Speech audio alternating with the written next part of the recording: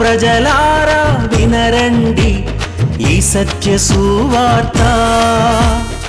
ప్రభువైన యేసుక్రీస్తు వారి యొక్క నామంలో మిమ్మల్ని అందరినీ ప్రేమతో ఈ సత్య సువార్త అనే ఈ కార్యక్రమానికి ఆహ్వానాన్ని తెలియజేస్తున్నా. ఈరోజు నేను ఆలోచన చేస్తుంటేనండి, ఆఫ్టర్ ఆల్ ఏ పార్టీ నా జీవితం. నిజానికి దేవుడు తన కృపచేత ఆయన నన్ను ఏర్పాటు చేసుకొని ఇలాగున ఈ సత్య సువార్తను మీకు ప్రకటించడానికి ఆ ప్రభు నాకు ఇచ్చిన భాగ్యం. చాలామంది ఈ కార్యక్రమాలను వీక్షిస్తున్నారు, మేళ్ళు పొందుకుంటూ ఉన్నారు. నేను మీ ఊరు వస్తే, ఎప్పుడైనా నేను ఆ ప్రాంతానికి వస్తే ప్రజలు కలిసినప్పుడు వారు మాట్లాడుతున్నటువంటి ఒక మాటలు వింటూ ఉంటే ఒళ్ళు పులకరిస్తున్నట్లుగా నా దేవునికి నేను స్తుత్యాగం చెల్లించుకుంటున్నా. నేను అంత పెద్ద గొప్పేమో కాదండి బాబు. ముద్దు పేరు నన్ను ఇంట్లో అందరూ చిన్న అని పిలుచుకుంటారు. ఎప్పటికీ చిన్నోడిని, నేను ఇప్పుడు కూడా చిన్నోడిని. మీ అభిమానం, మీ ప్రేమ. నేను ఈ మధ్యలో కొన్ని మీటింగ్స్ కన్నట్టుగా నేను బయటకు వచ్చినప్పుడు ఆయా ప్రాంతాల్లో చూస్తున్నటువంటి ఒక విషయాలు, వారి యొక్క స్పందన, పెద్ద పెద్ద వాళ్ళు, విద్యావంతులైనటువంటి వాళ్ళు. మొన్న రీసెంట్గా ఒక చోటుకు వెళ్తే వాళ్ళు నేను ఒక ఫ్లెక్సీ వేస్తుంటే ఆ ఫ్లెక్సీలో నా ఫోటో ఇచ్చినప్పుడు అక్కడ ఉన్నటువంటి క్రైస్తవేతరులైనటువంటి వాళ్ళు, ఈయన ఫోటో ఏంటండి, ఈయన వస్తున్నారా ఈ ఊరికి అని చెప్పేసి అని వాళ్ళు విస్మయం ఉంది. అయ్యయ్యో, మేము కూడా ఆ కార్యక్రమానికి తప్పకుండా రావాలండి, ఆయన చూడడానికి రావాలండి, నేను తప్పకుండా వస్తానండి, ఇట్లాగా నా రెస్పాన్స్ ఇస్తానంటే దేవునికి మహిమ. గర్వం రాకూడదండోయ్. అందుకే నా వంతు నేను జాగ్రత్త పడుతూ ఉన్నా. అతిశయము, గర్వం అనేటువంటిది వచ్చిందా, నాశనానికి ముందు గర్వం నడుస్తూ ఉంటుందంట, పడిపోతాం. అందుచేత నేను దేవునికి స్తుత్యాగం చెల్లించుకుంటున్నా. మీ ప్రేమ అభిమానానికి మీకు నా కృతజ్ఞతలు తెలియజేసుకుంటున్నా. నిజాన్ని చెప్పాలంటే తెలియనంత వరకే నేను బాగుంటా. ఇలా నన్ను ఎక్కువ ప్రేమిస్తున్నారు, అభిమానిస్తున్నారు, కవిత్వాలు రాసి వాళ్ళు ఏవేవో చదువుతుంటే ఎక్కడో భయమవుతూ ఉంటుంది నాకు.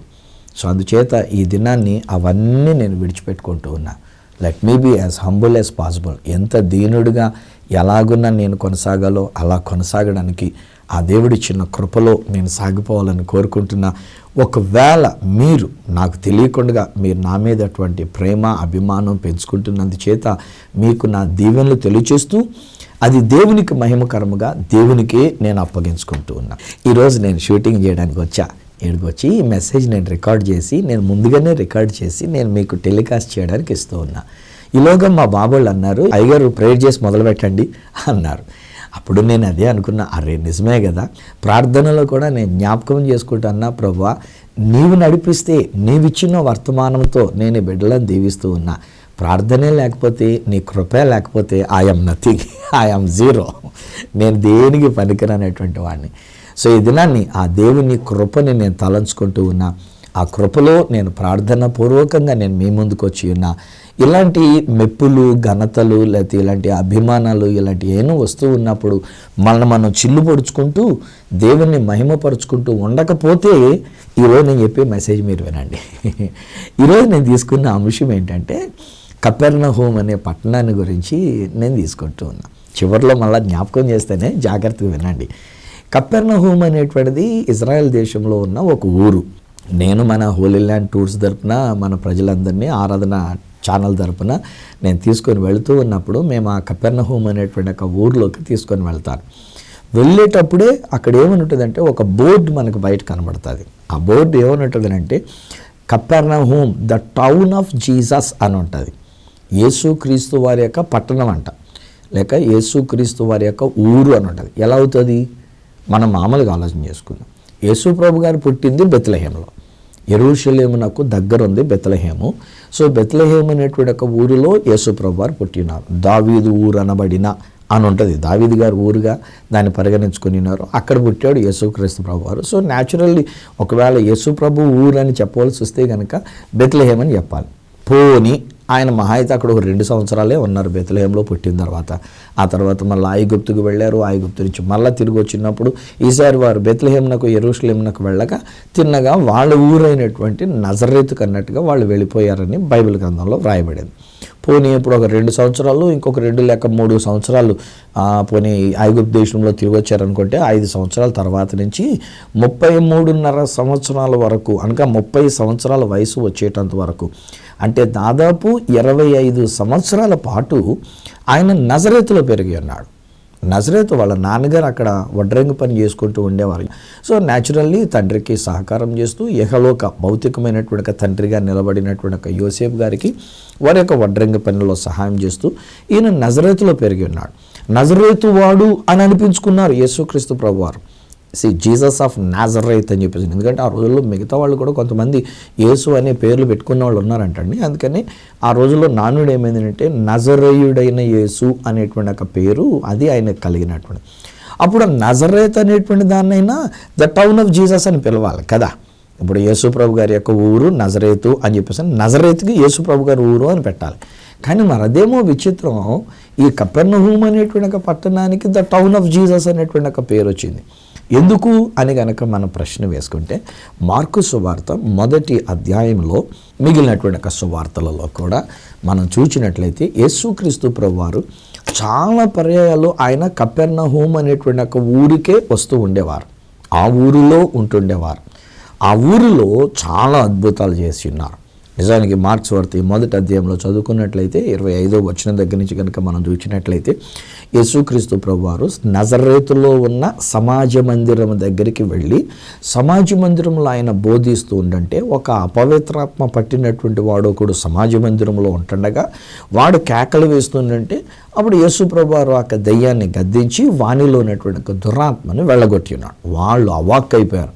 ఒరే, ఇప్పటి వరకు ఇలాంటి అధికారం అనేటువంటిది మనం చూడలేదురా, ఏంటి ఈయన బోధ ఎంత అధికారకంగా ఉంది, ఈయన మాట్లాడితే ఆ దెయ్యం విలవిలలాడించి వాడిని వదిలిపోయింది, ఈయన మాటకి దెయ్యాలు లోబడుతున్నాయి అని ఆశ్చర్యపోయారట. సమాజ మందిరం చిన్న చరిత్ర. మరి నేను ఎన్నిసార్లు వెళ్ళొచ్చాను కదా, నాకు తెలిసినంత మటుకు వివరించాలి కదా. ఏమైందనంటే సమాజ మందిరం దగ్గరికి వెళ్ళినప్పుడు అండి మేము అక్కడ చూపించే విషయం ఏంటంటే కింద ఉన్నటువంటి ఒక బ్లాక్ స్టోన్ చూపిస్తాం, పునాదిగా వేసినటువంటి ఒక బ్లాక్ స్టోన్ చూపిస్తాం. దాని పైన ఉన్నది లైమ్ స్టోన్, అది కొంచెం ఎల్లోయిష్ కలర్ లేక బిస్కెట్ కలర్ లాగా ఉంటుంది. లైమ్ స్టోన్ అనేటువంటిది అనగా సున్నపు రాయి అనేటువంటి. యూజువల్లీ ఆ దేశాలలో మనకు దొరికేటువంటిది సున్నపు రాయి. కానీ అక్కడ వాల్కనోల వలన అనగా లోపల నుంచి పొంగినటువంటి ఒక నిప్పు కణములు వాటికి సంబంధించినటువంటి ఒక వాల్కనో సంబంధించి వాల్కనో రాయి బ్లాక్ రాయిగా ఉంటుంది, నల్లగా ఉంటుంది. ఆ బ్లాక్ రాయి ఎవరైనా వాడారు అని అంటే they must be the richest people అన్నమాట. వాళ్ళు చాలా ధనవంతులు అనమాట, వాళ్ళు చాలా డబ్బున్న వాళ్ళు అనమాట. ఒకవేళ ఇప్పుడు మన రోజుల్లో చెప్పాల్సి వస్తే హైదరాబాద్లో బంజారా హిల్సా ఇంకా ఏమైనా ఉన్నాయా స్పెషల్ ప్లేసెస్ ఏమో ఐడియా లేదు. నాకు తెలిసి చిన్నప్పటి రోజుల్లోది చాలా కాలం క్రితం బంజారా హిల్స్ అని చెప్పేసి అని అంటూ ఉంటాం. అక్కడ మంచి మంచి ఇల్లులు కట్టుకుంటారు, పెద్ద పెద్ద ఇల్లులు కట్టుకున్నటువంటి మంచి ధనవంతులు ఉండి ఉన్నారు.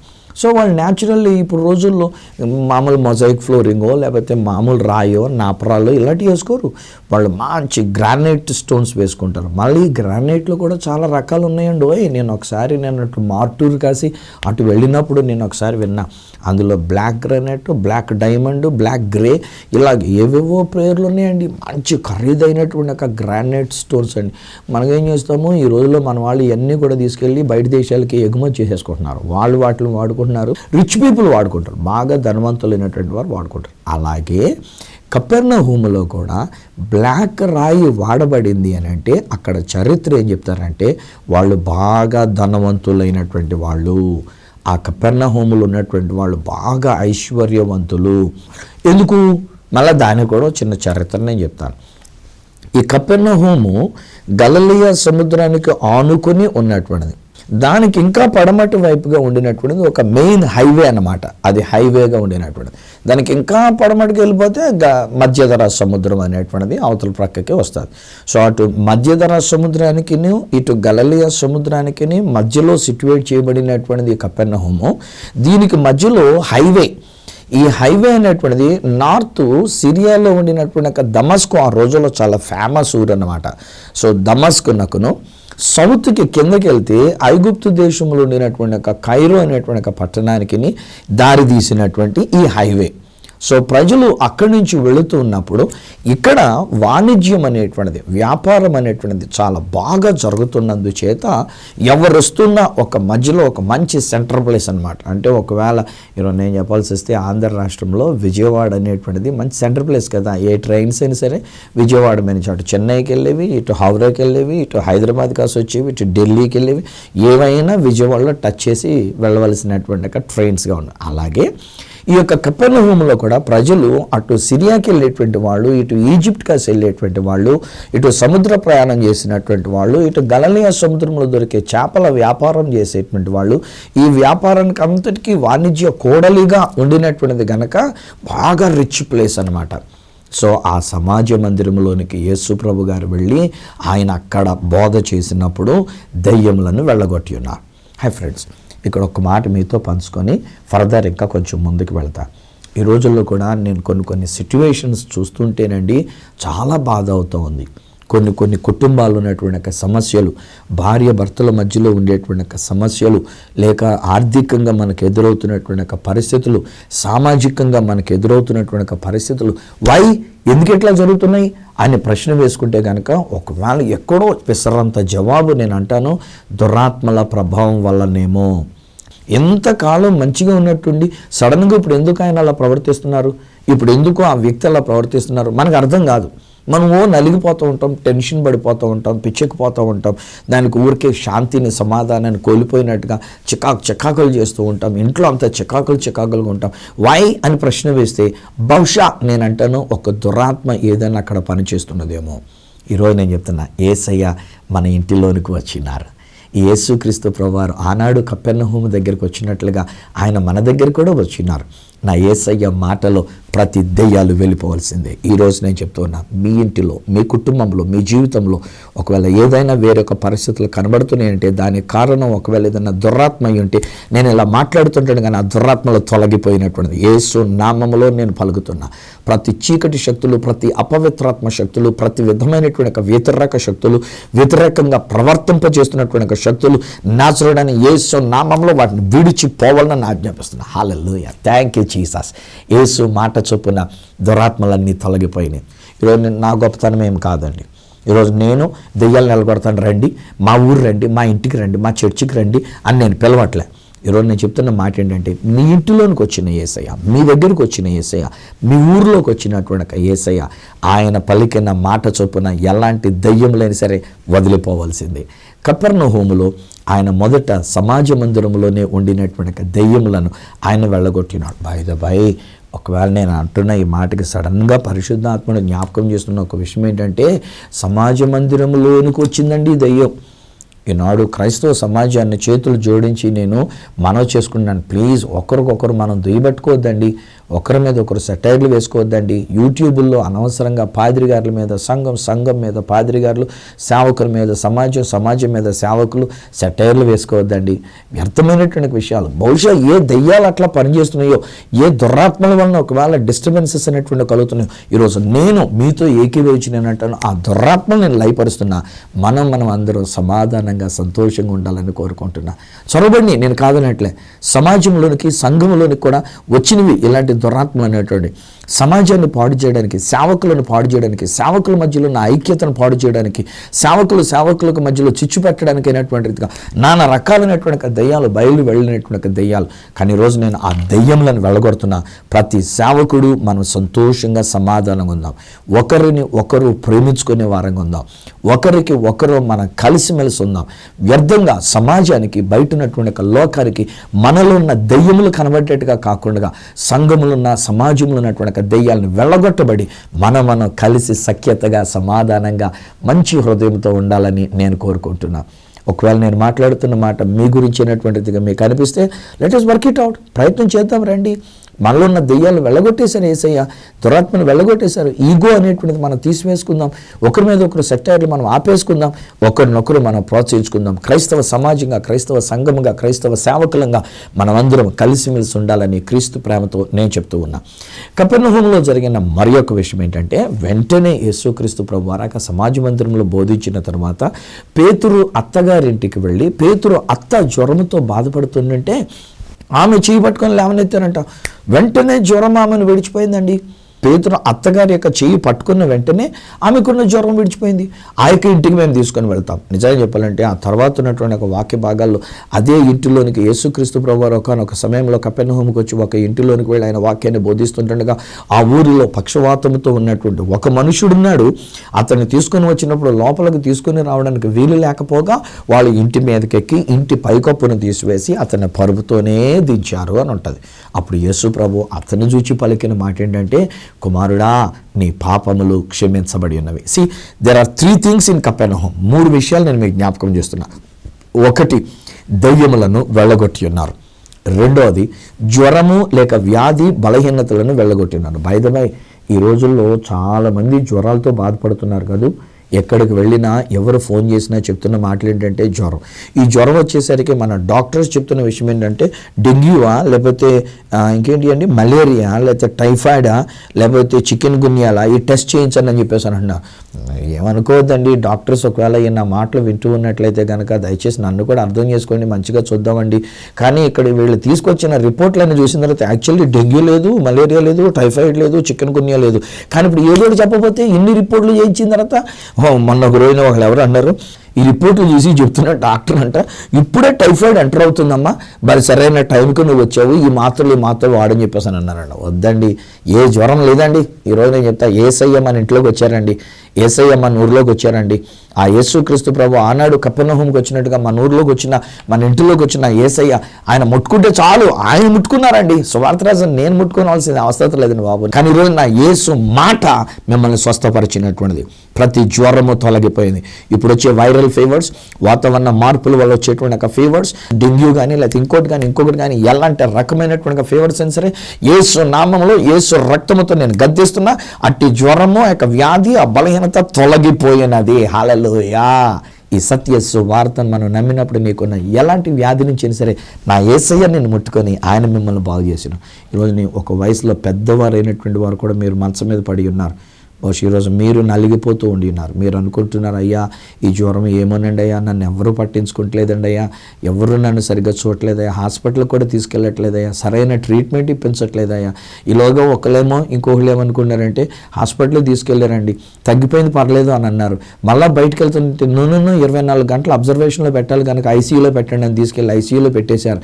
బహుశా ఈ రోజున మీ ఇంట్లో వాళ్ళు మీ గురించి కలవరపడుతూ ఉండి ఉన్నారేమో.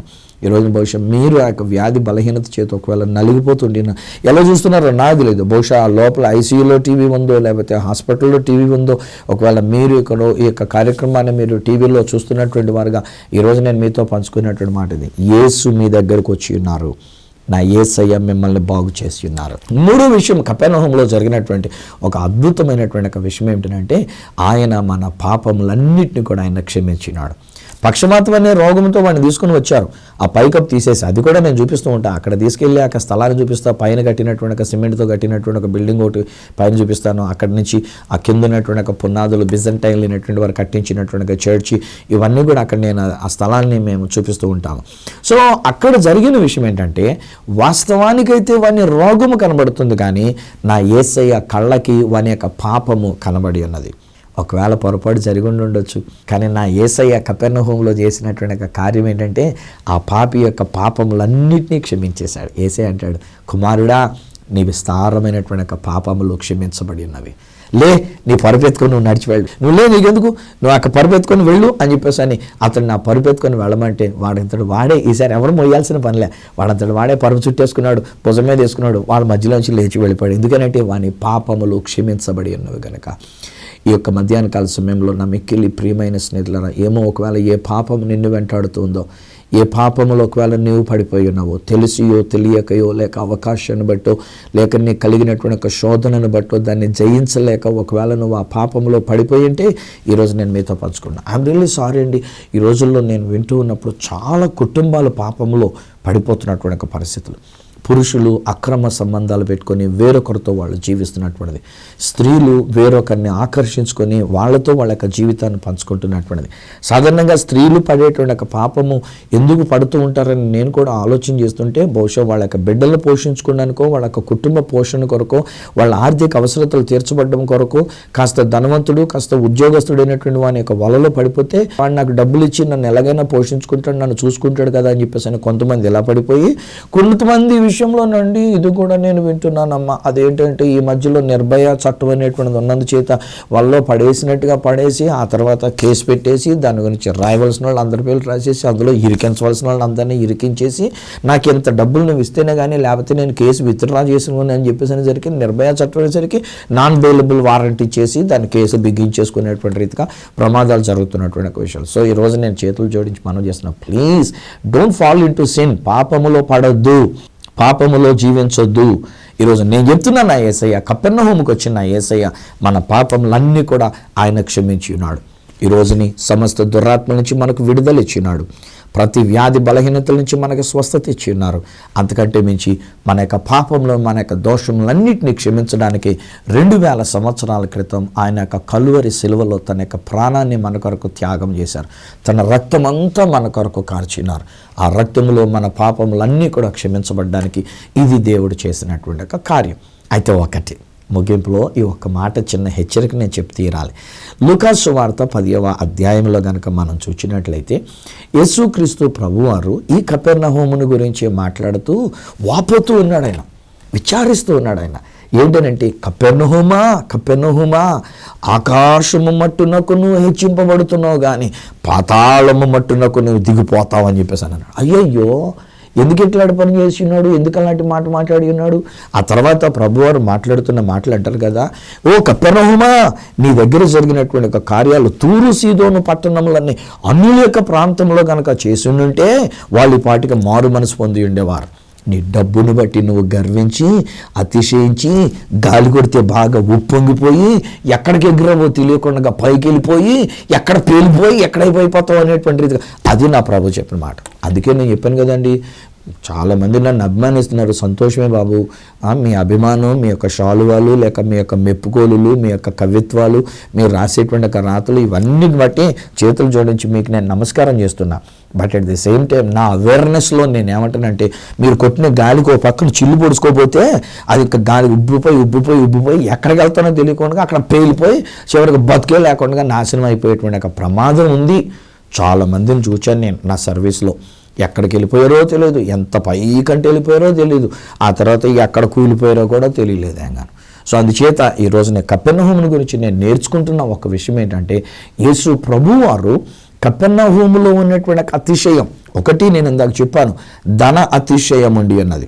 చాలా డబ్బు కలిగినటువంటి ఒక పట్టణం, వాణిజ్యం కలిగినటువంటి ఒక పట్టణం. అందుకనే ఆ నల్లని రాయితో కూడినటువంటి యొక్క పునాది, వాళ్ళకున్నటువంటి ఒక గ్రానైట్ స్టోన్ లాంటి విలువైనటువంటి ఒక రాయిని గురించి కపెర్నహూము ఎంత సుసంపన్నమైనటువంటి ఒక దేశముగా పట్టణంగా ఉండి ఉన్నదో అది నేను తెలియజెప్పాను.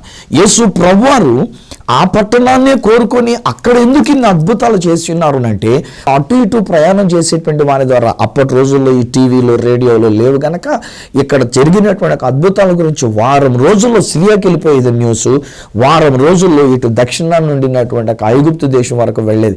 అందుకు యేసయ్య అన్ని అద్భుతాలు అక్కడ చేస్తే వాళ్ళ ధనమును బట్టి గర్వించి యేసు ప్రభువు చేసిన కార్యాలని వాళ్ళు లెక్క కట్టలేకపోయారు, వాళ్ళు వాటిని తెలుసుకోలేకపోయారు.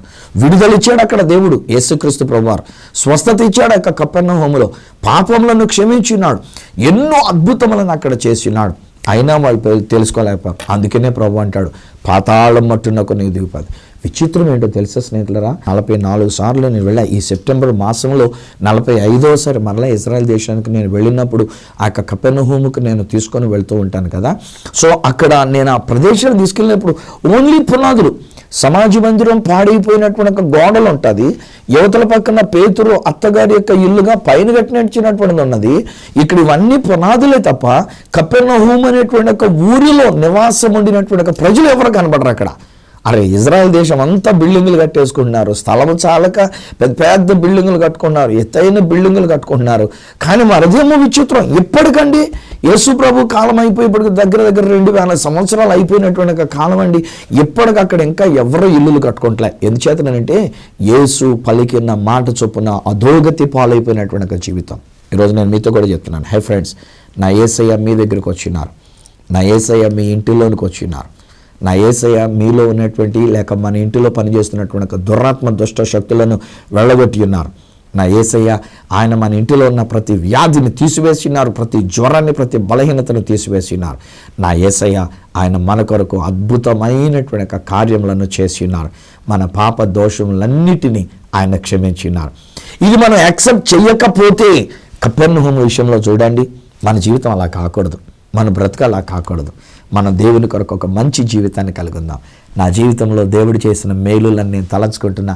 ఇప్పటికే నేను చెప్తున్నా, నేనేమై ఉన్నానో అది ఆయన కృప వల్లనే తప్ప నా గొప్పతనం ఏమీ లేదు. నేను ఇలా మీ ముందు టీవీలోకి వచ్చి కనబడుతున్నంత మాత్రాన్ని నా గొప్పతనం కాదండి బాబు.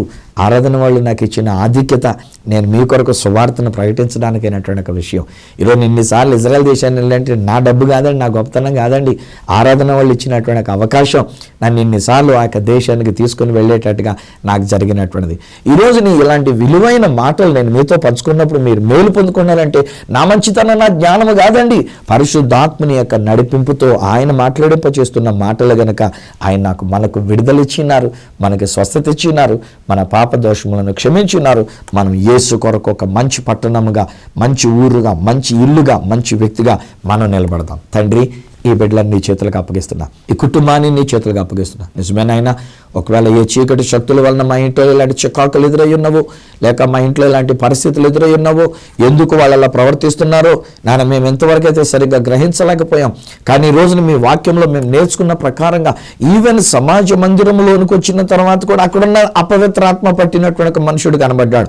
కనుక ఒకవేళ సంఘంలోనే కానీ సమాజంలోనే కానీ ఒకవేళ ఎలాంటి దురాత్మ శక్తులు పనిచేస్తున్నా, ఎలాంటి రాజకీయ శక్తులు పనిచేస్తున్నా, ఎలాంటి ఈగోయిజం అనేటువంటిది పనిచేస్తున్నా వాటిని మేము లయపరుస్తున్నాం. విడుదల నేను ప్రకటిస్తూ ఉన్నాను. నాన్న స్వస్థత నేను విడుదల చేస్తున్నాను. చాలామంది జ్వరాలతో బాధపడుతున్నారు నాయన, వివిధ రకములైనటువంటి జ్వరాలు. జ్వరం వచ్చిందంటే ప్లేట్లెట్లు పడిపోతున్నాయి, జ్వరం వచ్చిందంటే వైట్ బ్లడ్ సెల్స్ పాడైపోతూ ఉన్నాయి, జ్వరం వచ్చిందనంటే చాలా కృంగిపోయి నీరసం అయిపోతున్నారు నాయన.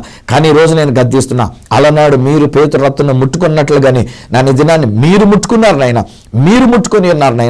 కనుక నా చూడైన యేసు శక్తిగల నామములో ఈ ఇంటిలో ఉన్న జ్వరాన్ని నేను గద్దిస్తున్నా. జ్వరమా విడిచి పొమ్మని ఆజ్ఞాపిస్తున్నా. థ్యాంక్ యూ యేసయ్య, మీరు ఒక జ్వరం నుంచి విడుదల ఇచ్చినందుకు నీకు వందనాలు. అలాగే మా ప్రభువా, తెలిసి తెలియక ఏదైనా పొరపాటు మా జీవితంలో జరుగుంటే, ఆనాడు కపెర్నహూము చేసినటువంటి ఒక పొరపాటు నాయన గర్వించింది, గర్వం అనేటువంటిది నాశనానికి దారితీసింది.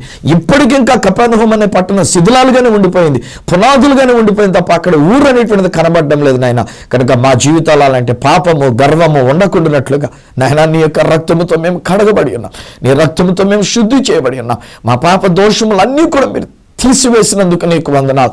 నీ రక్తాన్ని వీరి మీద నా మీద నేను ప్రోక్షించుకుంటూ నాయనా మేము విడుదల పొందుకున్న వారముగా, పాపము నుంచి క్షమించబడిన వారముగా, నీ కొరకు జీవించే వారముగా, నాయన నీ యొక్క వ్యక్తులముగా, నీ యొక్క దేహముగా, నీ యొక్క దేవాలయముగా మేము జీవించినట్లుగా అలాంటి ధన్యత నీ బిడ్డలమైన మాకు ఇచ్చినందుకు నీకు వందనాలు చెల్లిస్తూ ఈ బిడ్డలందరూ నీ కుటుంబాన్ని దీవిస్తూ యేసు నామమున ప్రార్థించి పొంది ఉన్నాము తండ్రి.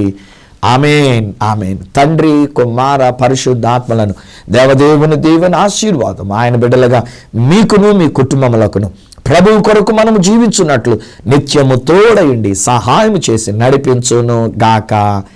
ఆమేన్, ఆమేన్. వెల్ స్నేహితులారా, ప్రభు మీ ఇంట్లో ఉండి ఉన్నారు, ప్రభు మీతో ఉండి ఉన్నారు. ఇక మీదట అణిగి మెనిగి వినయ విధేయులమై ఆ యేసు ప్రభుని కనిగల వారముగా మంచి జీవితాన్ని మనం జీవిద్దాం. ఈ విషయంలో మీరు పొందుకున్న మేలులు ఒకవేళ నాతో మీరు పంచుకోవాలని కోరుకున్నట్లయితే నా అడ్రస్ ఈ సత్య సువార్త, సామర్లకోట 53340, తూర్పుగోదావరి జిల్లా, ఆంధ్రప్రదేశ్. అడ్రస్ మరొకసారి చెప్తూ ఉన్నా, ఈ సత్య సువార్త, సామర్లకోట 533440, ఈస్ట్ గోదావరి డిస్ట్రిక్ట్, ఆంధ్రప్రదేశ్. అప్పుడు ఒకవేళ నాతో మీరు ఫోన్లో మాట్లాడాలని కోరుకున్నట్లయితే నా ఫోన్ నెంబర్స్ 98 48110952 ఒకవేళ నాకు ఈమెయిల్ ద్వారా మీరు ఏదైనా తెలియజేయాలని కోరుకున్నట్లయితే నా ఈమెయిల్ ఐడి esatyasuvarta@gmail.com. మళ్ళీ నెక్స్ట్ ప్రోగ్రాంలో మిమ్మల్ని కలుసుకునేటంత వరకు మిమ్మల్ని అందరినీ మన ఊరొచ్చి మన దగ్గరికి వచ్చిన ఆ ప్రభువైన యేసుక్రీస్తు వారి యొక్క చేతులకే మిమ్మల్ని అప్పగిస్తూ మీ దగ్గర సెలవు తీసుకుంటున్న మీ ప్రియమైన సహోదరుడు ఈ సత్య సువార్త రాజు.